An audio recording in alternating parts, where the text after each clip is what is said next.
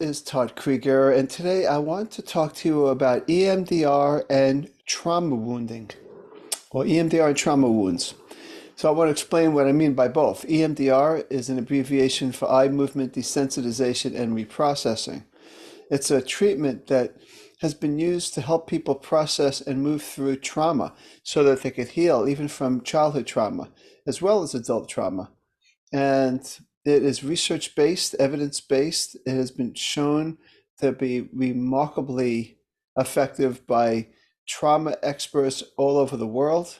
And that's why it's just such a growing approach to helping people heal from trauma. It's not just talk therapy. It does a lot more in a shorter period of time. Now, there's different kinds of trauma. One is the kind of trauma that happens, like they call it the big T trauma, like you get in a car accident or somebody gets raped or something. It's all terrible, but it's a trauma that EMDR can actually help usually pretty quickly. Then there's the other kinds of traumas, the complex traumas that people have where they kind of live in this atmosphere of abuse or neglect over a long period of time. And they call that complex trauma or little T trauma. There's a lot of little traumas, but they're not little, but there's just a lot of traumas. Um, versus the big T, boom, happened, somebody gets shot or something.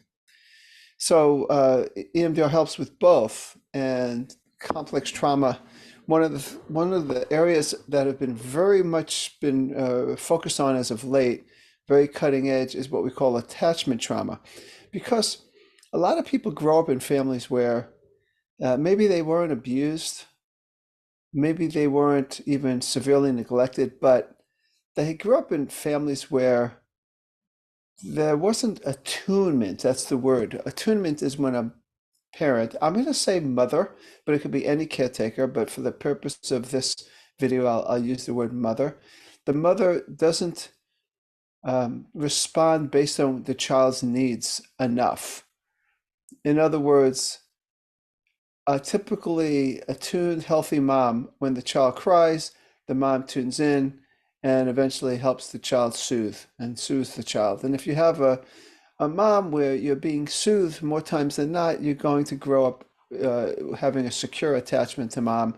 And in maybe more probability than in other negative situations, will be develop more secure relationships as an adult to another adult in an intimate relationship.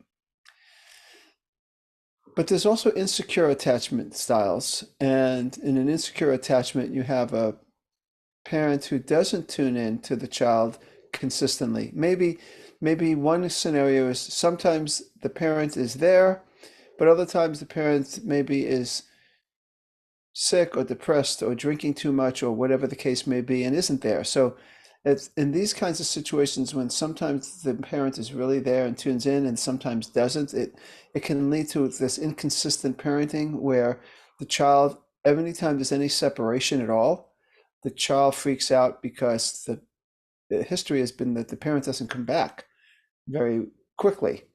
And so separation really is traumatic. So these children sometimes grow up into adults that constantly need soothing. If you have a partner where you go to work and suddenly your texting blows up because you haven't called in a certain amount of time, it could mean that this is a partner who has this kind of insecure attachment style. They call it the insecure ambivalent attachment style, where the person can't soothe themselves when there's not enough proximity to the partner. There's anxiety, a separation anxiety. And again, this is the insecure ambivalent attachment style. The other kind of insecure attachment is when you grew up with a parent who really may have been there physically and supplied your physical needs and was there and took you to baseball, maybe even cheered for you in the baseball games or dance or whatever.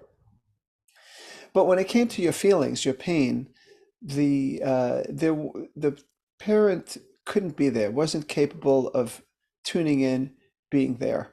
And so you learn how to, what we call auto-regulate. This child learns to just deal with pain on their own, find other ways, oftentimes eventually numbs out to the pain, suppresses it, and manages it and just learns how to just take care of things on his or her own. So these are these auto-regulators. And whereas the first experience, the person constantly needs you to reassure them, and this person doesn't need anybody to reassure us, but at the same time isn't able to truly uh, be intimate with himself or herself and experience their own feelings and allow you to be there for their feelings.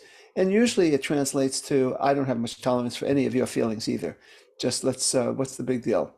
And so, and of course, all these kinds of patterns can interfere in an adult relationship. Sometimes you have the pattern where one person is more of the ambivalent style, and I need you to hug me and hold me and love me, and then the other person actually can have a negative reaction to that already because they're already avoidant and they shut down, which then stimulates the anxiety of the person who needs the hug, the touch, the connection, which then crowds out that person even more, and they want more space. So one person is wanting space, one person is wanting more connection, and they come to see you. Now, there's other combinations. You could have two people that are both clingy. You could have two people that are like two ships passing through the night who are both very auto-regulating.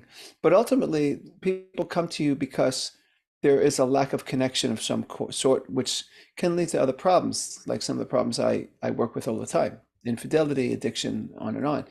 But so the job here is to help couples, what we call develop an earned, secure attachment, where each partner can soothe themselves, but also let the other soothe them. I could soothe you, you could soothe me, I could soothe me, you could soothe you.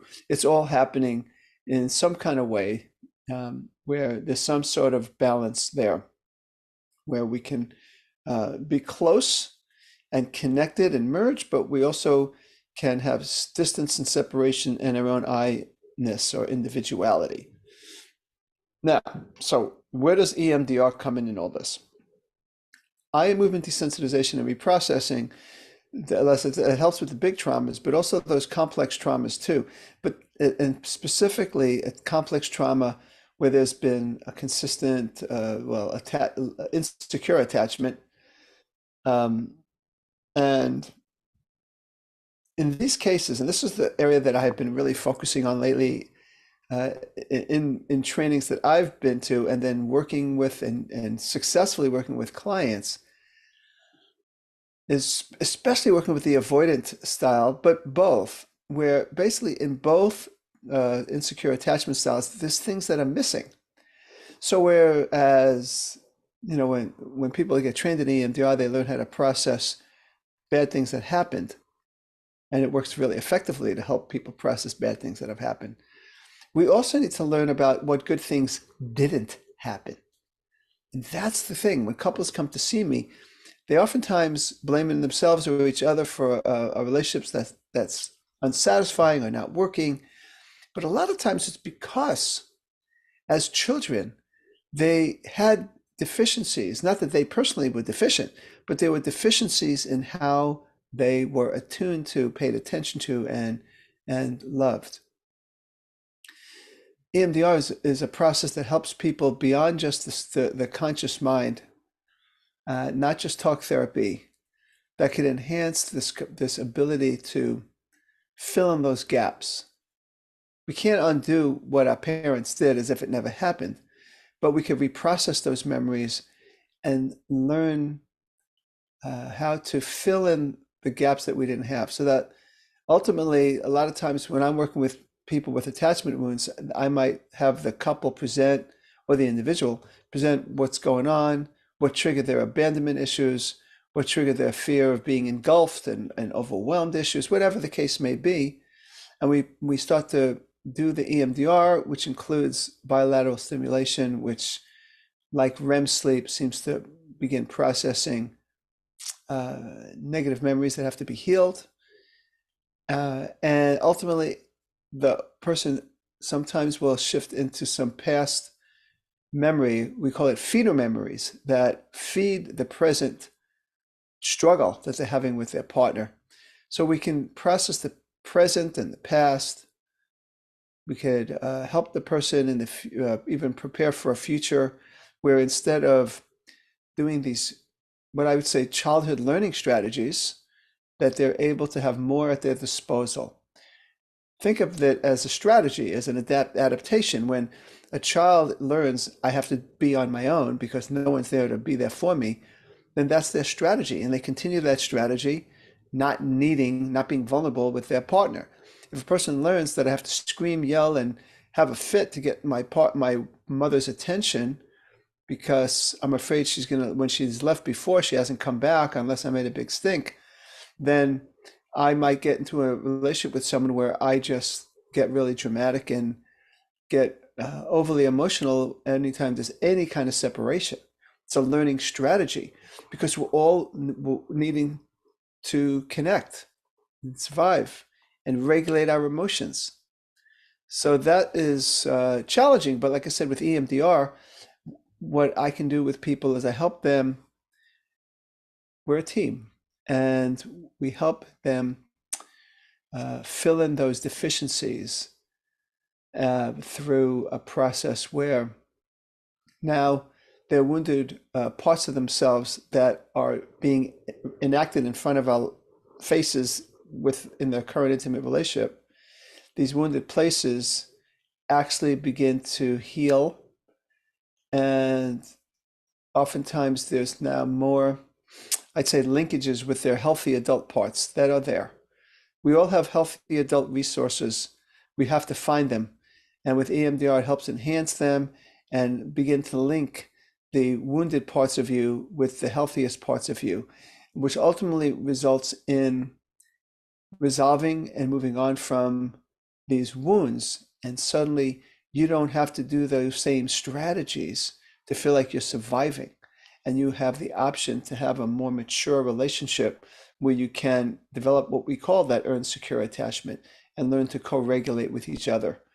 So I hope this makes sense to you. I just wanted to bring out to you that a lot of times people that didn't come from abusive, obviously abusive or neglectful homes wonder why they're struggling. And sometimes it's because of these attachment wounds that they had growing up.